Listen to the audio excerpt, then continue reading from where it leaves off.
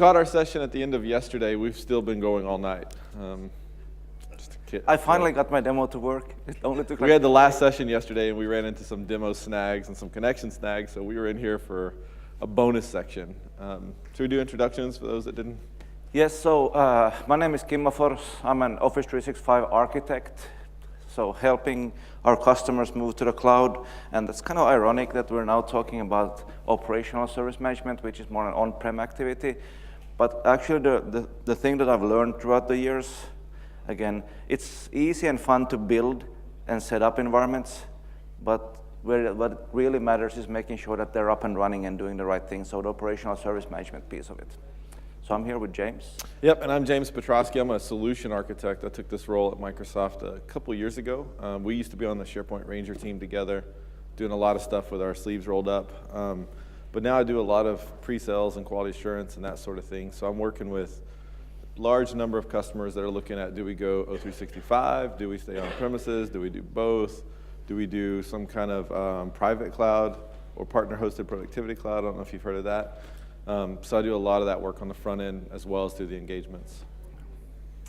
Yeah, so the agenda for today, so we'll cover some of those really core basic principles on service management. The reason why we do this, because what I've seen throughout the years doing instructions in certified master classes and other classes, like SharePoint people tend to live in the SharePoint realm.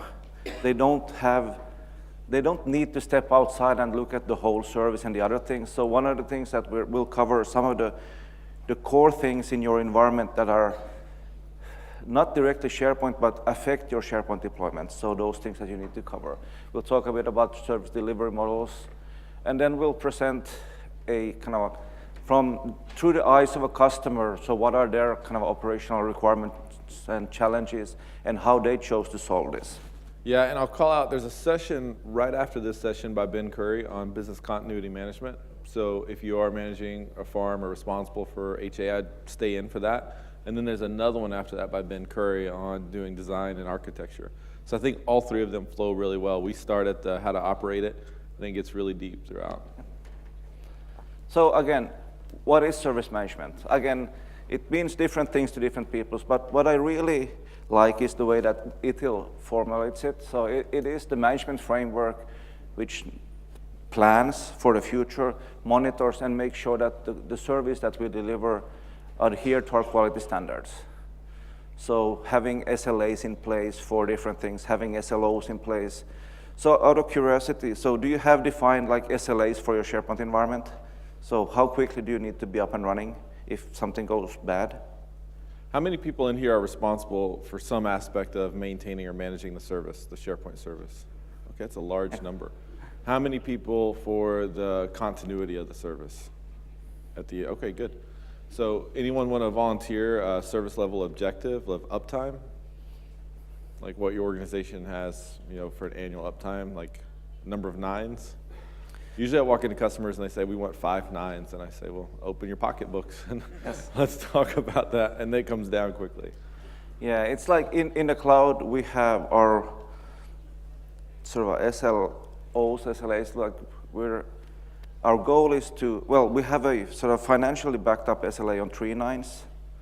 And actually, James was joking about the wallet thing, but actually going from 3 to 4 nines costs a hell of a lot of money. It's a big difference. Going to 5 nines, it's insane how expensive it is.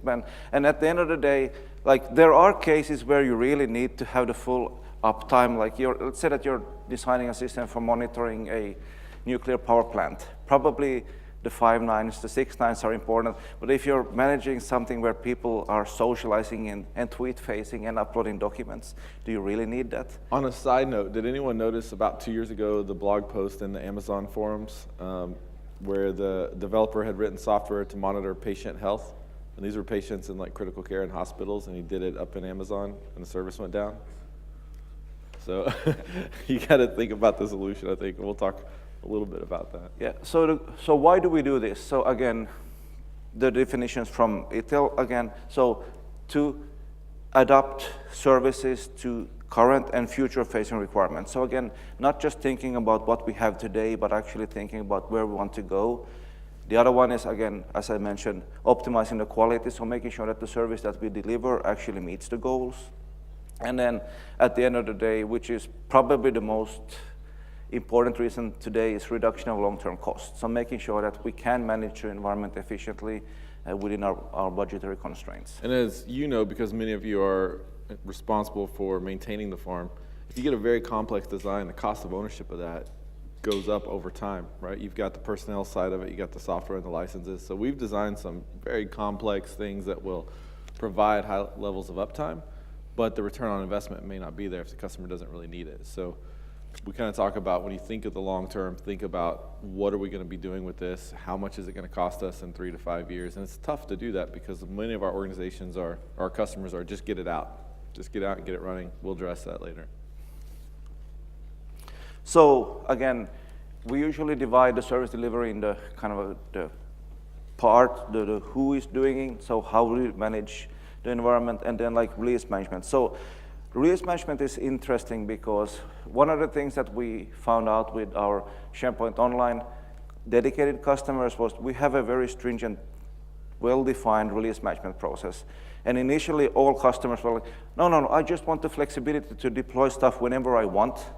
And if you're managing a professional service, you can't really do that. So you have to kind of define these roles. So in a way, you have to sort of, within management responsibility, you have to define like the who. So who has access to the system? Who's responsible of managing the system? Who has the rights to sort of do an IIS reset? Who has the rights to deploy something, whatnot?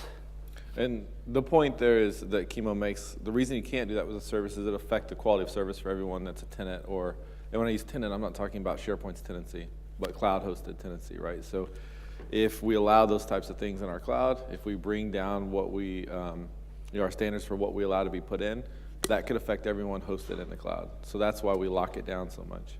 Yeah. So defining the who. So to say. The who. Yes. And then the how. So again, how do we do things? So how do we do patch management? How do we do change management? How do we ensure that whatever we're doing in the primary environment is also done on the secondary environment? Because again, with SharePoint, especially customization, so if you have your failover environment and you don't have the same customizations on the other side, what happens if you fail over? Well, the system fails over and then it fails over. So again, so in your environment, so how do you manage your secondary environments? So when you do the customization deployments, do you always ensure that you do it to the secondary as well? Is it the same team responsible of it in your scenarios? How many people are running a secondary environment? And is that a failover environment? No, is that, so yes for some. What are you using for, is it log shipping? Is it on the SQL side, is it availability groups? Anyone want to tell us about their environment? Not really? It's 9 a.m.? Okay. Always on, yep. You'll learn more about that in the next session. Yes. So yeah, there are a lot of components that go into BCM and a lot of components that go into keeping these things in sync and up to date. As you know, in the product, there's not a, sync my farm with the failover farm button in central admin. If there was, it'd be great. We can move on to something else. Yeah, and this thing actually goes a bit further because you also need to be mindful of the fact that what if we then need to go back and restore backups? So those backups may have customizations that have been removed from the environment. How do you deal with those type of dependencies? So what we're trying to say here is, again, managing a large-scale SharePoint environment, you have to treat it right. So in the past, it used to be that you found SharePoint servers here and there, and no one really cared because they weren't business critical. But nowadays, managing a business critical SharePoint environment, you have to treat it the way that you would treat your like SAP deployment or whatnot. So SharePoint Farmville. So we've got to talk about farms, right? Yes. So our customer in this case is the best customer ever. So Contoso, they do everything. Have you heard of these guys?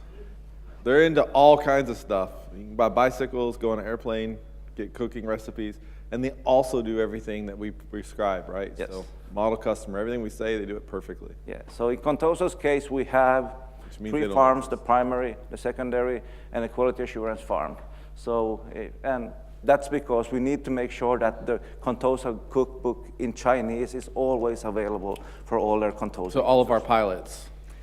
Riding their bicycles and doing stuff on their phones whilst riding their bicycles. So for Contoso, their goal is, so we have their service from Contoso's management, their uptime requirements over 3 nines. They do allow for certain scheduled downtime. So in your SLAs, so do you factor in scheduled downtime as part of your SLAs? Anybody responsible for doing updates and patch management and that kind of thing? So you have to go to your organization or to your sponsors and say, I need X amount of time. Okay.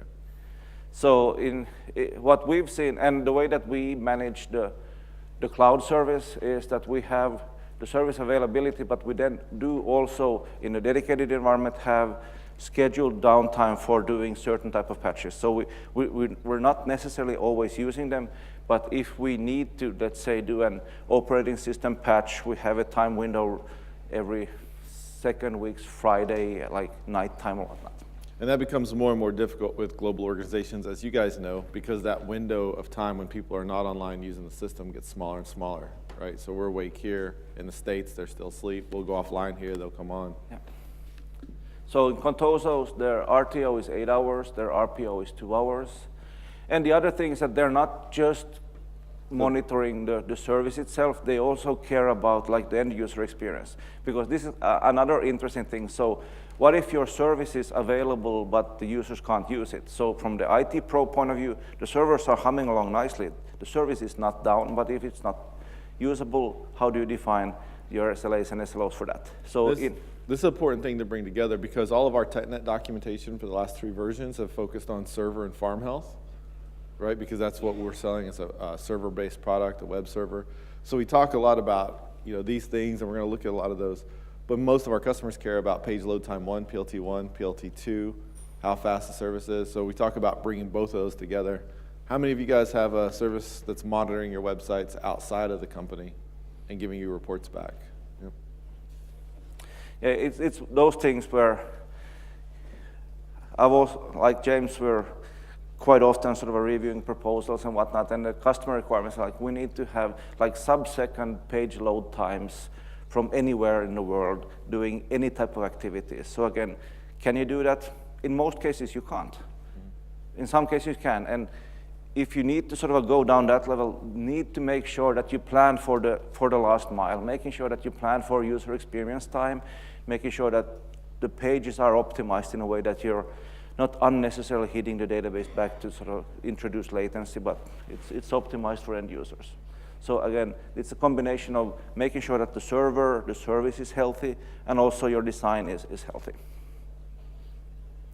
So how do we deal with service uptime? So again, the goal is to sort of minimize the potentials, sort of removing any single point of failure thing. So again, a true story, we had in our US data centers, we had a network outage in like 2 years ago, and that was because out in front of our data centers, we have these huge routers, and so we have 2 of them to make sure that we have sort of failover capabilities, but the problem was that we were patching one of the routers and the other one broke.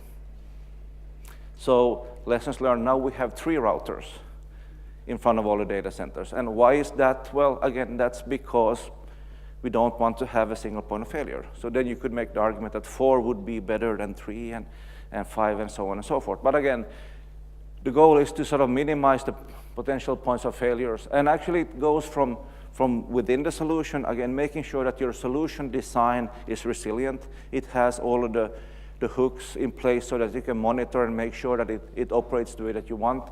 Then the next layer, the server, so the components, monitoring, making sure that they are working as expected. Then the SharePoint farm, then the data center, and then the geography. And anyone been to that site, the scale of universe? So when you get the deck, hit this link. It's actually a really interesting site. It'll take you from the size of a human and things next to it, and you can go really, really into atoms, or you can come really, really out into universe, multi-dimensional type stuff. So it gives you kind of a perspective. And when we talk about solutions, we're trying to limit the risk area, the surface area. So that's why we introduced the SharePoint apps. I don't know if you guys are familiar with them. It wasn't just so we could have apps. It wasn't just so we could have a delivery model. It was really to take it to the next, the next phase in terms of outside of sandboxes, inside of our hosted cloud service. If you go to a private cloud service, we want you to be able to run these apps and have the code execute off box. So if anything happens, it doesn't affect the server or the farm.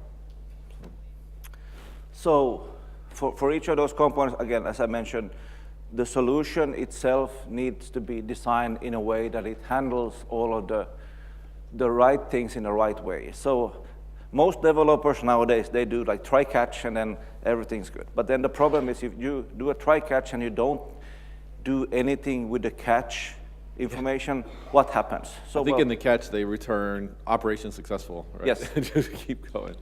So, but again, you could make the argument, well, it's better to do it that way, then the service is not going down.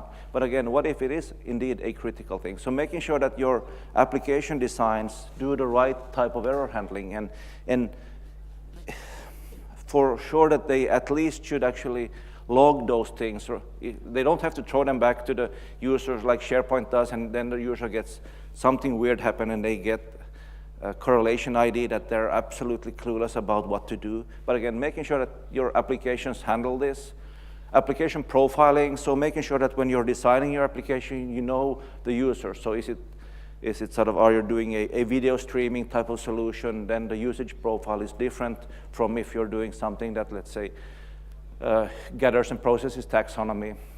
Instrumentation and monitoring, so making sure that you have in your code something that if you're doing sort of professional monitoring that you can sort of detect issues in your solution. So how many of you are running like Tivoli or System Center Operations Manager in your SharePoint environments? Okay. So again, wouldn't it be good if the applications deployed into your SharePoint environment would feed into those as well? And again, it's doable, but most of the software components that we see today tend to operate in a silo. They expect that everything works. They don't report out. So again, making sure that you have the error handling, the logging, and all of those things in place. And stress testing. So again, making sure that you do proper testing of large-scale data. And the stress testing part is typically really hard for developers for two reasons. First one is, well, three reasons. First one is obviously deadlines. You don't have time to do it properly within the budget or time constraints of the project. The other one is you usually don't have enough data in your environment to do real stress testing. So like, how can you mimic and show that what's the load from, let's say, 10,000 users if you're just doing this on your dev box?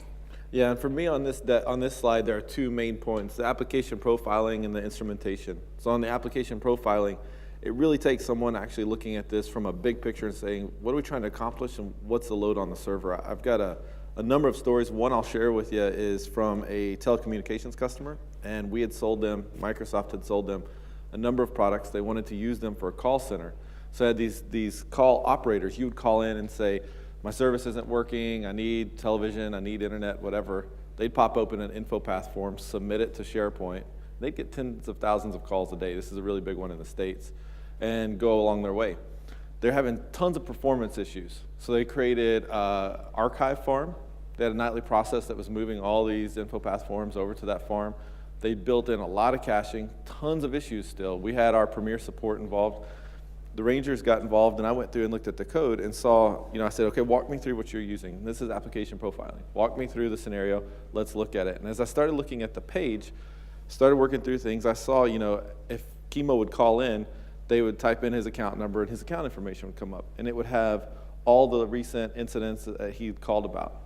And I said, well, how is that getting populated? And as we dug into that code, they were doing a recursive, and most of us will shake our head and say, I can't believe that. But from a development perspective, they were actually hitting our API and going through every site in the site collection, every list in that site, every list item, matching it on that metadata.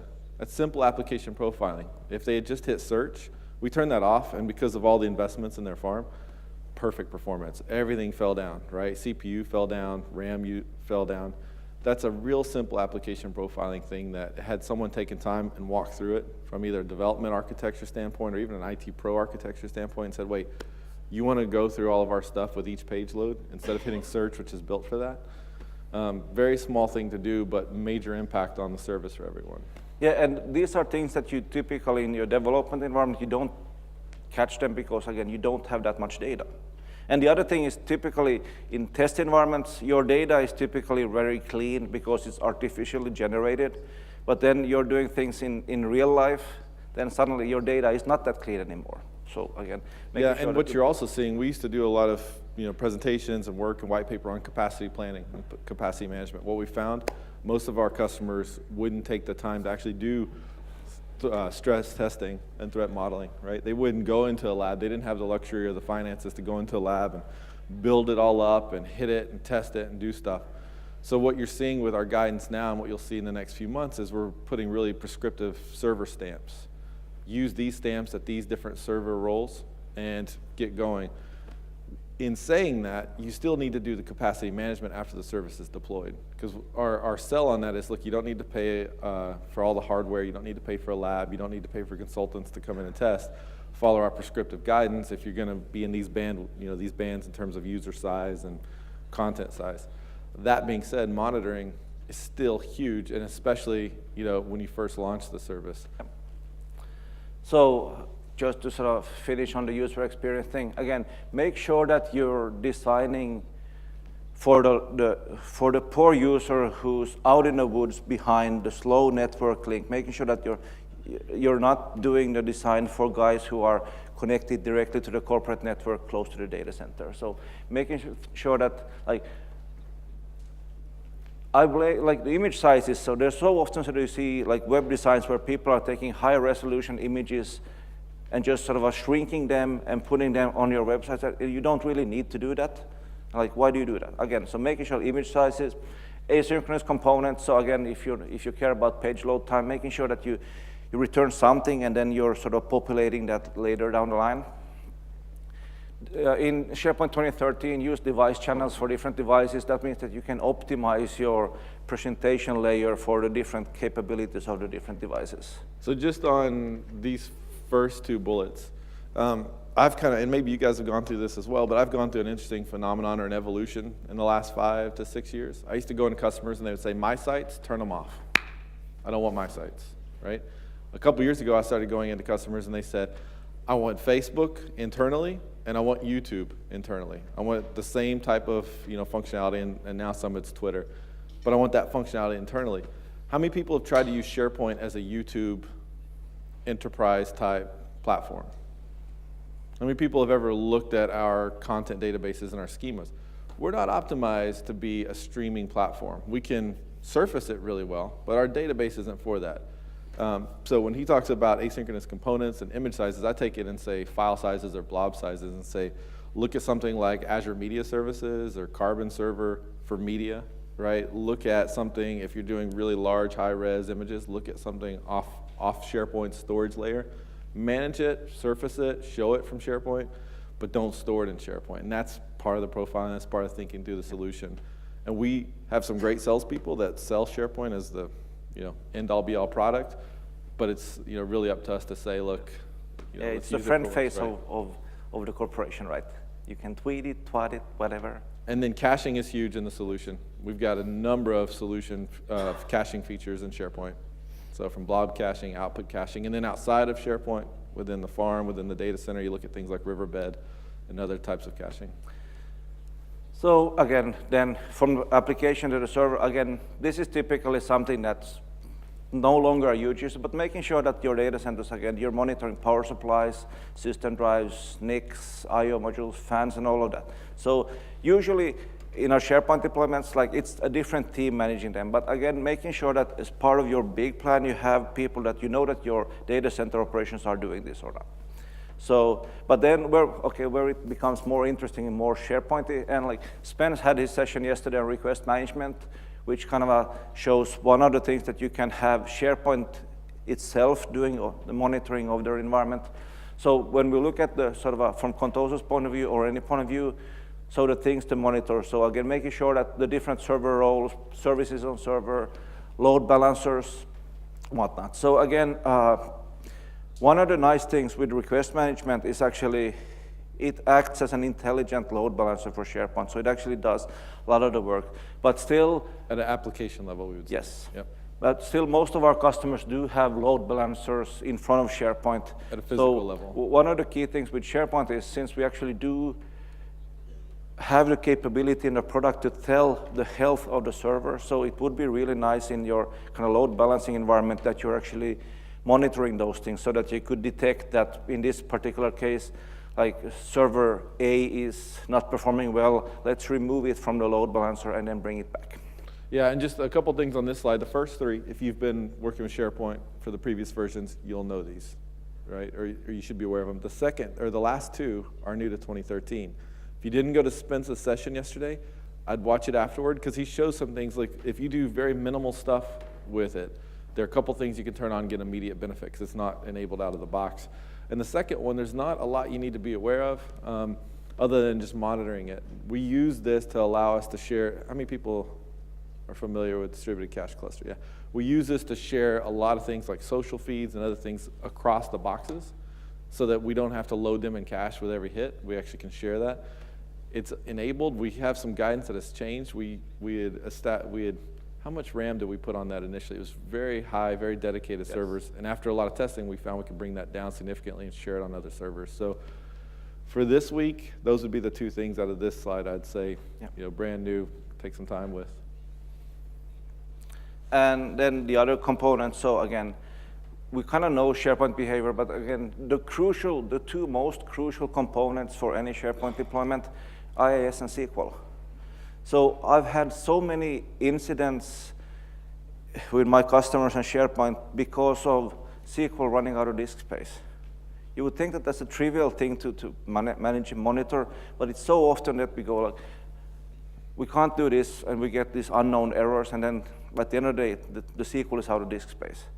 And this becomes really challenging in organizations where you have multiple different teams managing those things, and then like the SQL team does not really know what's running on the SQL box. They just sort of provide the SQL services, and then it's SharePoint using them, and they go like, so. How many of you have had the issue of SQL running out of disk space in production environments? So it does happen. Yes. It's a trivial thing to monitor and manage, but still we run into those things every now and then. So again, IIS, as I mentioned, it is like, well, without IIS, you really can't have SharePoint, right? So again, what are the key things in your monitoring scheme, what you should have in place? So IIS in itself can do a bunch of things. So like you have the application pool recycle settings that actually looks at memory sort of a load and also CPU load. But again, the thing that you should have in your solution is, in your load balancing scheme, you should have, if you have an intelligent load balancer, what it should actually do is it should actually monitor the components that you have, and then if one of the, let's say that you have 3 front ends, because again, 3 is better than 2. If you have 3 front ends, then if one of them is misbehaving, your URL monitoring, which should actually pull and ping the individual servers and not the virtual IP, but ping the individual servers, and if it detects that one of those boxes is misbehaving, it'll remove the node from the cluster. And then you should also make sure that you have the logic in place that, let's say, every 5 minutes or whatnot, so it detects if the sort of a server has sort of restored its health, and then bring that back to the load. Because you can do that manually, but it would be so much more nicer to sort of have an automated solution. So how many of you do monitoring of your individual front-end machines? How many do not? So one honest person? So how do you pull them out of the rotation if they have issues? Is it a manual or automated process?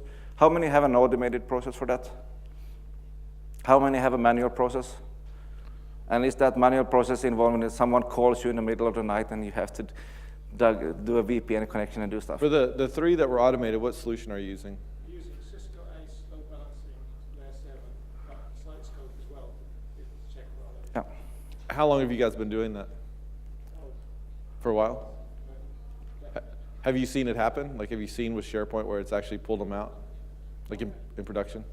Yeah, the good thing when you automate this, like the fact that if you can automatically sort of remove them from a node, then you have the luxury of then being able to do application pull recycles or whatnot without impacting the service, because again, the users are accessing the whip, not the individual boxes. Yeah, and depending on how much load and what workloads those servers are handling, you may start getting other alerts.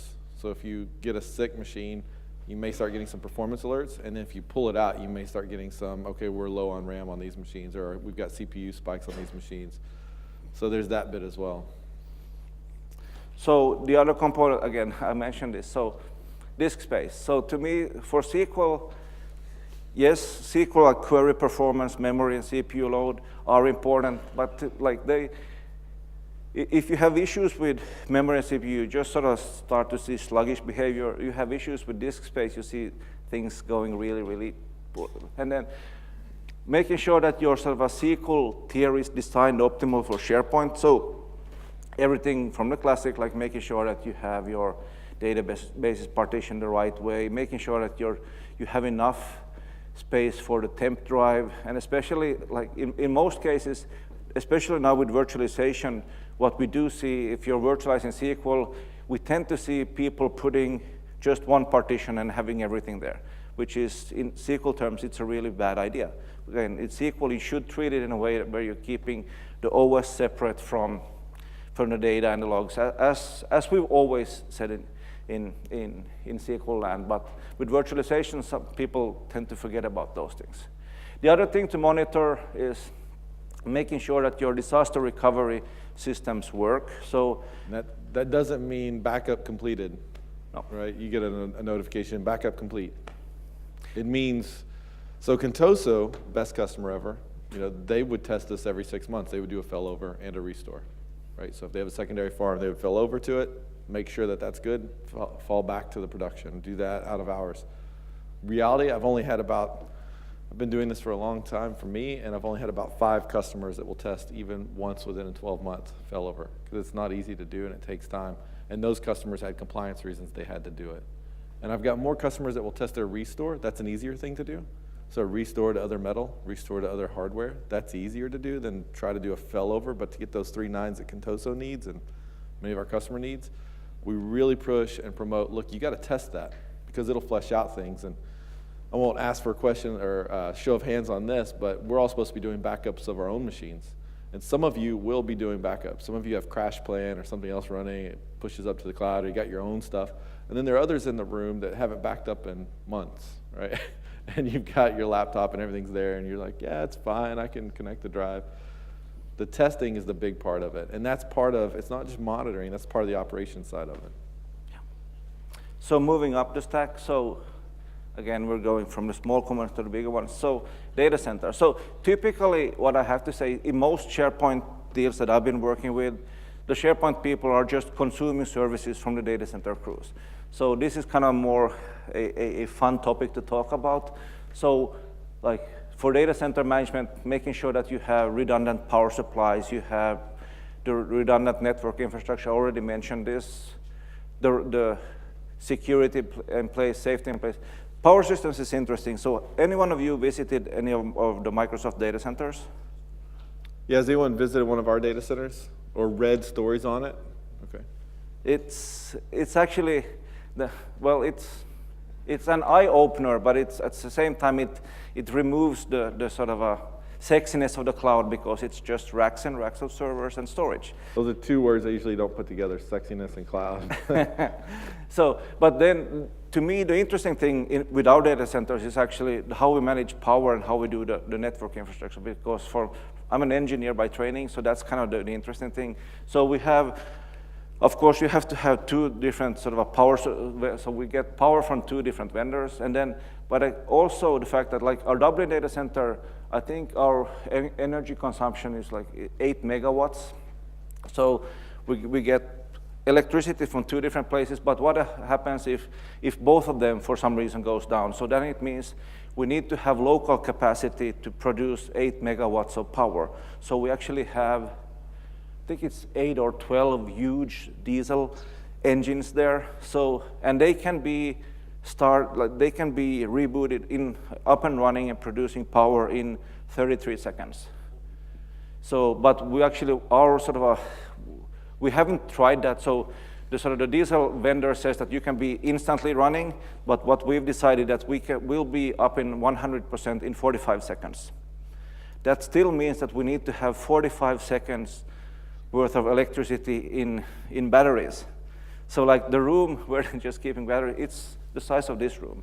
Because like getting 8 megawatts for a minute, it takes a lot of batteries. So a lot of Duracell bunnies romping around, like ding, ding, ding, ding, ding, ding, ding, ding. And then for that kind of the part, so yeah, it's good to have those diesel engines, but then we need to make sure that we get fuel for them because those big engines, they burn up a lot of fuel. So we have deals with 3 different companies providing fuel for us. So they, if need be, so they have guaranteed that they have sort of tanks coming in with fuel. And you can't store diesel forever because it goes bad, so you have to sort of recycle it and all of that. So those things are, to me, are the kind of interesting things in a data center. And what you very seldom, I have to admit, see it in SharePoint disaster recovery plans, anyone mentioning the word diesel or anything like that. And it's interesting because this is at the extreme end, right? This is Microsoft, the vendor, now providing a service at the extreme end backed by financial SLA. The other end is the single virtual farm that someone builds for a single customer. But in the middle, we're getting a lot more private cloud type stuff. And by private cloud, we don't mean virtualized. We mean that they're running and operating it as a service. And in between, normal private cloud within a single customer and Office 365, we're seeing some of our larger service providers participate in a program called the Partner Hosted Productivity Cloud, PHPC, and that's dedicated private cloud hosting. So if for some reason O365 is not a fit, maybe they need data sovereignty in country, and they need to guarantee that it's in South Africa or it's in Switzerland. They might go to that. These service providers, and I'm working with one right now in the States to build this, they have to actually consider things like Kimmo's talking about. Okay, so we've got dual NICs. We've got multiple server farms. We've got instances at the server. We've done all this. But then we start looking, and I think the next slide hits it, we start looking at within the geography. And so most of them, especially for us since 2001, most of our data centers or our network operating centers, they have 2 pipes coming in for power. But what happens if the entire power grid goes down, which we had happen in the Northeast a few years ago? So one other thing which is kind of interesting, so in our Dublin data center, we have no cooling whatsoever. So if it gets hot, we open windows and let the air flow. So we're not building a lot of these in Rio, right? No. Yeah. And like Siberia would be phenomenal, but we can't get engineers to go there and live. So it's, even Russian engineers tell me you need to go to Siberia, it kind of gives them a bad vibe. So I'm the one with the last name, but Kimmo's from Helsinki, so yes. I'll let him talk about this. Yeah, well, and also like Google has a data center in Finland. There's I think there's a bunch of people building data centers in northern Sweden as well, because of the fact it never gets warm, it never gets hot there, so you actually can do this. I have to say that I work for the second largest IT company in Scandinavia. Oh, yeah? And all the servers are in a mountain hall in Norway. Yeah. That's so awesome. So, gentleman said he works for one of the largest IT service providers in Scandinavia, and it's all built into a mountain in Norway. Very cool. Yeah. It's fun thing. So with the Dublin data center, the interesting thing is that so as I said, we open windows and then airflow. There's a Viagra factory close by. So if the wind is blowing the right way, you get come on. Next slide. Next slide. So Contoso does not do this. No. I'll let you I don't know if you can see this, but I'll walk you through it. Imagine this being the primary data center at a site. This is the failover data center, and this is where all offsite backups are going. You laugh, but one of the largest PC manufacturers actually has something very similar to this. And they've accepted a lot of the responsibility, except for the backups. The backups are going somewhere else. But our stretch farm case that was out for 2007, 2010, and unfortunately is making a resurfacing in 2013, came from that. Yeah. So this is not a good uptime approach, right? Yeah, Hurricane hits this, natural disaster hits this. I don't think you're going to fail over too easily. U.S. power grid. So, this entire Northeast, oh wow. Hackers pulled the plug. Yeah. No, it's the cleaning lady putting in like, oh, I need to vacuum, so boom. So again, From an architecture standpoint, this is no different than profiling the solution. That example I gave with the call center and using search instead of real-time going through the solution, it's the same thing. You're backing up into really big type stuff, but it's just thinking through the whole potential scenario. So again, RTOs and RPOs. Some key things to remember, again, making sure that your secondary environment is up to date. So usually what we see is for customers treating SharePoint in a professional manner, they have a release management process whereby whenever you're deploying a WSP to the primary environment, you also do that to the secondary. What we see oftentimes people forget to do is, so you're doing configuration, so you're doing things that eventually end up in a config DB.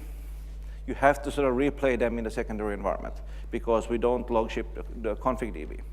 Yeah, so what we've said for the last 2 versions, I'm sure Wayne will say today, is for all of our developers and all of us that are responsible for deploying solutions, do that in a scripted manner. Have a major PowerShell script that calls out the other ones, pushes it out so you can replay it. Because we're talking here at all the data layer, but what you're not pushing over is the config DB, right? That's per farm. So you've got to consider all the different things outside of SQL. And what you also don't see here, and I'm sure Wayne will talk about it in the next hour, is mirroring. So we're not really promoting SQL mirroring. We're really promoting 2012 availability groups. We call out asynchronous here because we're talking about a secondary farm. But yeah, something to think about. And Kimmo, based on time, do you want to go right to your demo and then come back? No, because my machine just blue screen, so Good deal. So we don't have the luxury we had yesterday where we had a double bonus session. So again, for Contoso, how do we do this? Again, it's a combination of making sure that you have a reliable infrastructure and a resilient application. So making sure that you sort of plan it and then monitor them. And the other thing, I guess I mentioned this a couple of times already, making sure that your secondary environment is up to date. So having the right release management processes in place. So making sure that you do the same configuration changes, you deploy the same WSPs, you do the same thing for patching and all of that. And this seems, for me, if I'm sitting in the audience, I'm like, of course. But Kimmo and I've had this conversation several times. The technical part is not the hard part. It's the people in the process, right? And we get up here and we talk about this. Our documentation talks about it, but often our organizations that use our products still don't do it. So we want to give us and you guys ammunition to actually say, look, we've got to do these things if we're going to treat this as an enterprise class service. If it's not an enterprise class service and it can go down or the performance can vary, that's okay. But if we're going to try to achieve those service level objectives, we've got to do some of these things. Yep. So again, from SharePoint point of view, so how do we then sort of achieve the goal? So making sure that we have ongoing capacity management, so making sure that we monitor, we know the usage, we know how usage patterns change so that we can predict when we need to sort of deploy more hardware and things like that. Then analyzing the usage, so seeing that how it's being used, like what are the components, the flow constraints, making sure that we understand how SharePoint is built in order to sort of manage if you have heavy load. So again, we have a number of built-in functionalities within SharePoint to help in this area. So like health monitor, so how many of you actually are monitoring your health monitor results? For SharePoint, yeah, very few. So it's actually, it starts like it's simple things out of the box in the product that really, really can be helpful. And then we have the diagnostic providers, we have the login database, on and off. So the key thing with capacity management, it's not a sort of design time only exercise. You have to sort of practice that. You have to make sure that you're sort of you're doing it on and on and on. So because when new technologies come along or we introduce new parts in our solution, the usage patterns change. So we need to know how that affects the environment. Could you do the clicker and I'll sort of start my demo server? I think I can use this thing. Let me see. Oh, do you need to switch over? You want me to just start? Yeah, let's go to the next one and I'll just log into to Contoso's environment. Yeah, so I think the demo Kimmo wants to show from Contoso, you've created a custom health rule. Yep. So as a custom assembly, and he wants to show using it and monitoring the system from SCOM. Yeah, so one of the things with health rules is, again, they're really easy to build. They can provide immense value in your environment. But again, if you're not monitoring the health rule results, having solutions with health rules gives you no value. Or requiring your vendors or your developers to implement them, right? So let's go to the next one. So again, how do we do this? So again, so for Contoso's case, what they have is they have a typical SharePoint solution deployed that uses web templates. They have custom timer jobs. They store configuration in a site collection rather than in the config database. The reason why they chose to do that, again, having the configuration in a site collection with just standard lists makes it really easy for them to go and change and sort of manage the configuration changes. And since they are in the content database and not in the config database, they will automatically be log shipped to the secondary environment. And restored to any failover environment. So, 1 second. So we're getting started on our demo a little earlier than last time. Yes. So the other one is like the diagnostic providers. So like out of the box, we don't have them enabled because they actually capture a lot of stuff. So what we have decided as a policy for Contoso is, again, we don't capture verbose information in our logs unless we really need it. Because the typical things that you see developers do, you turn up the logging levels to verbose for everything, and then suddenly your logging database in SQL just blows up because it becomes Every really single huge. thing's being captured, yeah. And that's that point. So,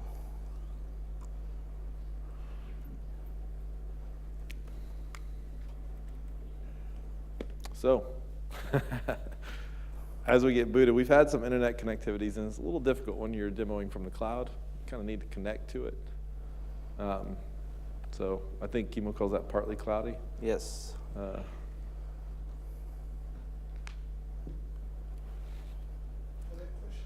Yep.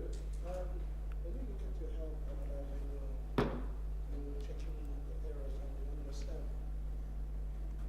what is the threshold of the web and the app saying they have drive space?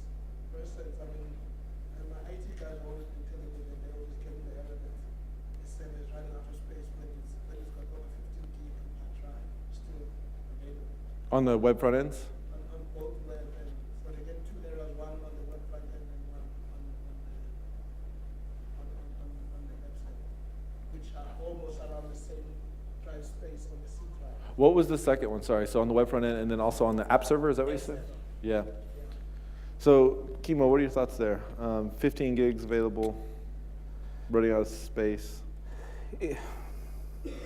So it very much depends on, so like for the web front ends, so what I've seen an issue, especially in a virtualized scenario, is that we're actually, our usage of disk it fluctuates quite a lot. So like you turn up like the logging levels, where suddenly you create really large like .usage files. And then also depending on what components are running, so you actually, our temp usage typically goes like this. So that's why you might see issues. And some of those cases, what we've also seen, that we have seen false positives as well. So that like. In the log itself. Yes. Yeah. What that is that you've got loads of memory and a small amount of disk is required. That's what you get that. Yes. Because of the memory size. Yes. Did you hear this? That out of office crashed up rule flags up really often, saying, oh, you need room for 3 or 4 crashed up. Crash dump, yeah. Huge. That's Yeah. like a stop rule.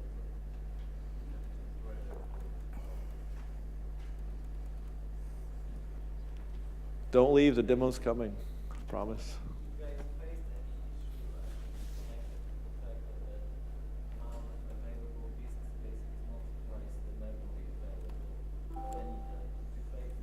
Yeah, a bunch of our customers have faced that. So the amount of available disk space is not the amount of, and you can change that setting. It's not the amount of memory available. And I think you just mentioned that, right? That's what I meant. Yeah. And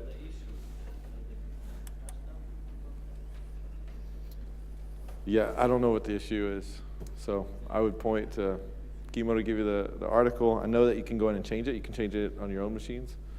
like 30 gigabyte server and 30 gig server? 30 gig of RAM, and then you have, let's say, 80 gigabytes drive like For the system files, yeah.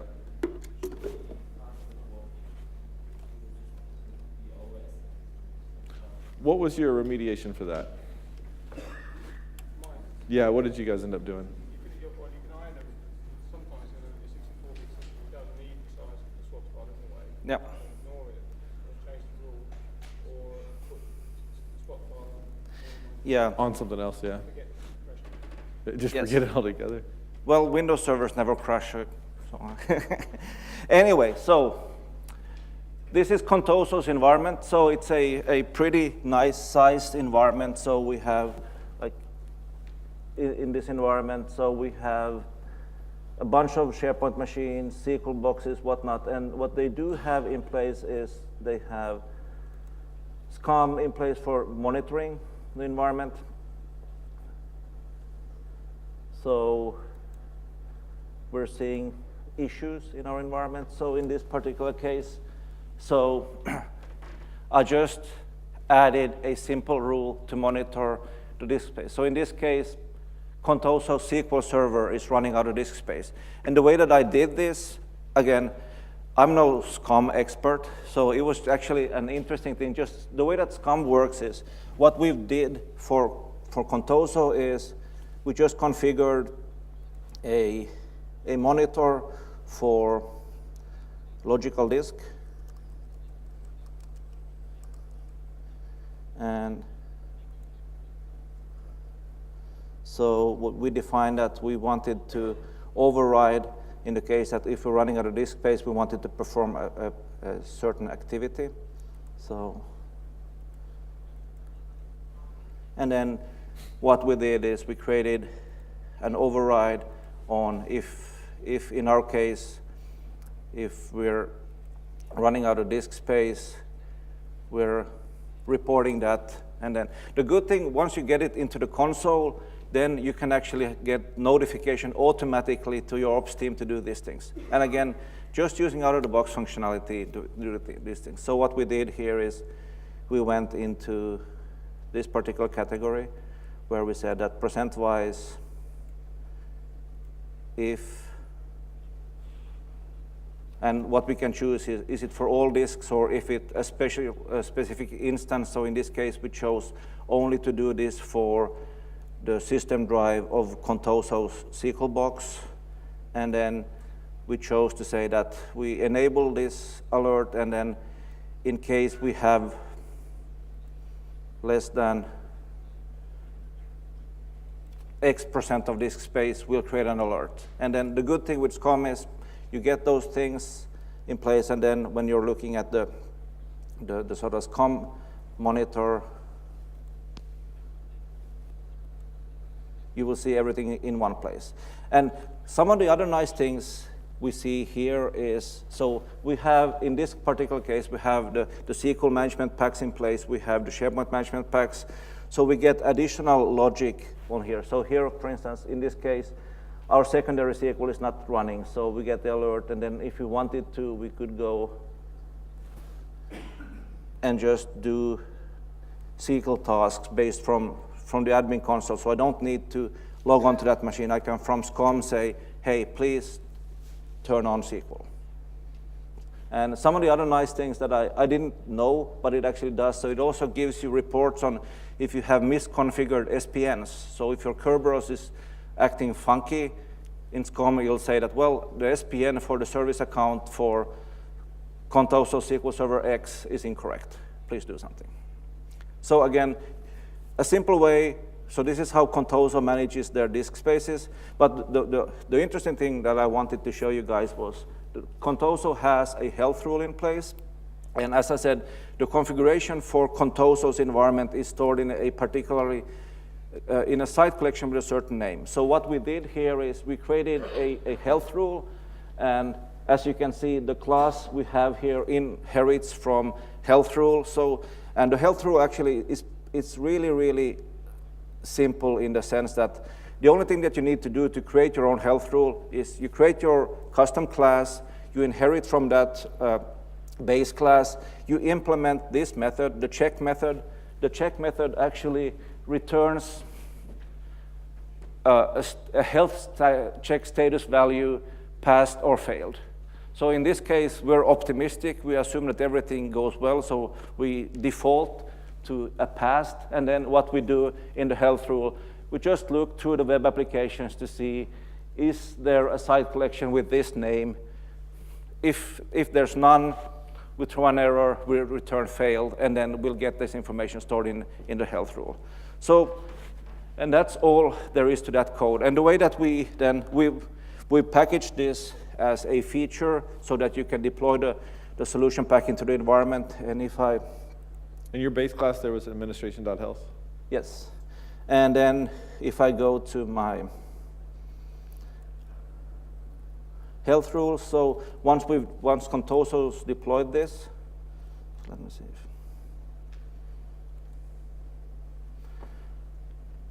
We have added another rule in the, come on. So we have it in a configuration category, and here are like the out-of-the-box ones. And then we have, at the end of the list, we have our own health rule. So again, we can schedule it to run like any other rule, and then if I wanted to, in this particular case, so let me just run it to show what it gets. And well, whilst I'm running it, let's actually try to see if we have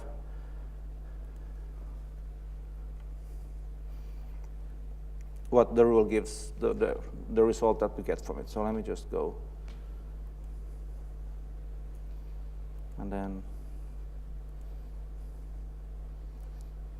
so we found an error, and then this comes from a DLL. So it says that like this site collection is missing. So I could just go and create this site collection, and then this rule would actually fix itself. So one of the nice things with health rules, there's actually two different base classes. So there's the health rule, and then there's a repairable health rule class. So if you do the repairable one, you actually can ask SharePoint to call the repair method for you. So if you know that you can reconstruct the configuration programmatically, you could have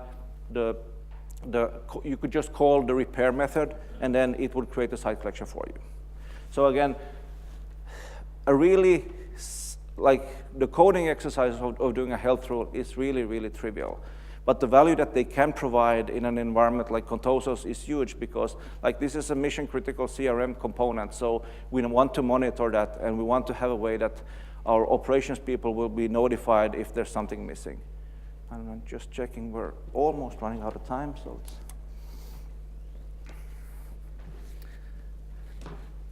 So, and then, so quickly, this kind of Spence covered a bit this yesterday. So again, within SharePoint, we have built-in safeguards into the product that sort of, if the system is under heavy load, we have, in a way, the floodgates that we can open or shut down to make sure that the system is not going down. So did Spence cover request throttling yesterday? So in a nutshell, the way that we actually implemented this already in 2010, in a nutshell, what we're trying to do here is SharePoint knows its own health. So if it knows that it's under heavy load, it'll actually start to sort of say that, well, can I accept more requests? So that SharePoint knows that, so for each request, it sets the priority. If it's a sort of a get, a sort of a put, or a view, or whatnot, we prioritize the different requests, and then depending on the server health, we choose if we accept or not. We can pass that health status back to the client as well, right? Yeah. So then the philosophy, again, we'll try to serve all the requests, and then if there's something that we'll already accept into the pipeline, we'll continue serving that. But then depending on the type of activities, we start to sort of throttling down. So for instance, the last ones to throttle We throttled our user requests. The things that we start throttling first are robot type requests, so like search crawlers and whatnot. And if in doubt, we prefer to throttle because the ultimate goal is to make sure that the farms won't go down. So, and this is the effect that you see when you do throttling. You get, rather than you get this unknown error, we get this, rather than getting the unknown error, we get this server is busy now. I like this dialogue. I just hate the fact that they put in a correlation ID. Yeah, this Because is like, one of the exceptions. Now we've got the softer side of SharePoint, right? Yeah. We're so sorry. Yes. Something wrong. Yes. Have a nice day. Yeah. This is one Working of the, on it. Yeah, we're working on it. This is one of the throwbacks where here's a nice GUID. Yeah. So, and you can't always find those GUIDs in the ULS. So it's just we randomly put a GUID and then we don't store it anywhere. So, and again, if you look at this in the HTTP stack level, so the way that we return the health and return the sort of we will return a 503. So most of browsers know that the HTTP code for 503 server is busy. And then the thing that we will also do is we'll return a health score, which you can then programmatically interrogate to see the health of your environment. Correlation ID is the best thing that's ever happened. Because you can find things, right? Yeah. They are if you can find them, right? Always find it. Yes. With the right server, you always find it. The whole thing is, the reason why we have them is so that we can sort of find that information. But like for the end users, they go like. It's not helpful for end user. For us, it's very helpful. Yeah. So the final thing, so actually we do have, if you go to the next slide, we do have a way to notify the users, so the browsers or the client applications on the health of SharePoint. So within each HTTP request that you send to SharePoint, you'll get an HTTP header back called x-SharePoint health score. And based on that, you'll know how healthy the environment is. So as a final thing, final two. Probably this one to let them set up. So again, operational service management and SharePoint Online. So a lot of these topics that we cover today are all about managing the service, the servers themselves. So what about the cloud? So operational, the way that your work changes if you go to the cloud is you no longer manage the SharePoint boxes themselves, but you do have dependencies on some of the components like directory synchronization, your ADFS infrastructure, whatnot. And the thing that we have in online is we have the online portal where you can sort of monitor the service state. With that. And the last thing there, and we're going to let these guys come up and get ready. Very few of our customers are jumping all into the cloud and just abandoning on premises. So a lot of this still is in play on-prem, especially if you do any kind of federation. So with that, thank you guys. Thanks, Kimmo.